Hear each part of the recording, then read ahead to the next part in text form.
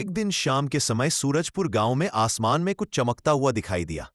पहले तो गांव वाले समझे कि यह कोई बादल है, लेकिन जब वो चीज धीरे धीरे नीचे आने लगी तो सबके होश उड़ गए। वो थी एक बहुत बड़ी चमकदार काली भैंस जो आसमान से उतर रही थी। भैंस धीरे धीरे खेतों के बीच उतरी और गांव के बीचों बीच जाकर खड़ी हो गई। सब लोग उसके चारों तरफ इकट्ठा हो गए।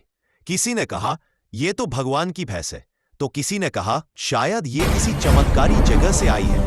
भैंस बहुत शांत थी, उसने किसी को नुकसान नहीं पहुंचाया। लेकिन जब एक किसान रामनाथ ने डरते डरते उसके पास जाकर उसके गले पर हाथ फेरा तो कुछ अद्भुत हुआ। भैंस के गले से ही दूध की धार बहने लगी। वो दूध तालाब की तरह बह निकला, इतना मीठा और शुद्ध कि जो भी पीता उसका मन ताजगी से भर जाता। गांव के बच्चे दौड़कर कटोरियां, लोटे और बाल्टियां लाने लगे। हर कोई थोड़ा थोड़ा दूध ले गया और भैंस फिर भी मुस्कुराती रही। रात भर गांव में चर्चा थी, आसमान से आई भैंस जो गले से दूध देती है, वो किसकी भेजी हुई है। अगली सुबह जब लोग जागे तो भैंस वहीं बैठी थी। एक दिन गांव के बच्चे आपस में दौड़ लगा रहे थे। हरी ने देखा कि उसकी भैंस काली बहुत तेज भागती है। उसने हंसते हुए कहा, अगर मेरी भैंस दौड़ में शामिल हो जाए तो सबको पीछे छोड़ दे। सब बच्चे हंस पड़े, पर हरी ने सच में भैंस को दौड़ के मैदान में ले आया। तैयार, 1 2 3। भैंस इतनी तेज भागी कि सब बच्चे धूल में रह गए। तभी शामू बोला, अरे मुझे भी घूमना है। वो भैंस की पीठ पर चढ़ गया और चल काली कहते ही भैंस गांव के चारों ओर घूमने लगी, कभी पोखरे के पास, कभी खेतों के बीच, कभी मेले के रास्ते तक। लोग हंस हंस कर लोटपोट हो गए।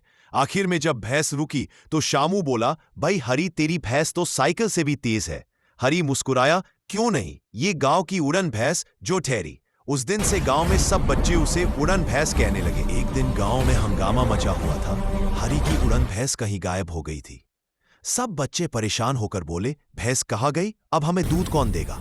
तभी आसमान से एक आवाज आई, मैं तो वहीं जाऊंगी जहां लोग बहादुर और मददगार हों और जो मेरे चैनल को सब्सक्राइब करने में संकोच न करे। सभी बच्चे आश्चर्य से ऊपर देखने लगे। काली भैंस बादलों में उड़ रही थी, उसकी पीठ पर सुनहरी घंटियां बज रही थी। भैंस मुस्कुराकर बोली, जो बच्चा सब्सक्राइब करेगा और दूसरों को भी कहेगा, मैं उसके घर जरूर आऊंगी, ढेर सारा मीठा दूध और खुशियां लेकर। यह सुनकर गांव के सारे बच्चे दौड़ पड़े।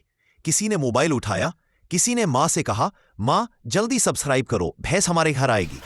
थोड़ी ही देर में आसमान से काली भैंस उतर आई। उसने सबके बर्तन दूध से भर दिए और बोली, अच्छाई बांटने वालों के घर खुशियां खुद चलकर आती हैं।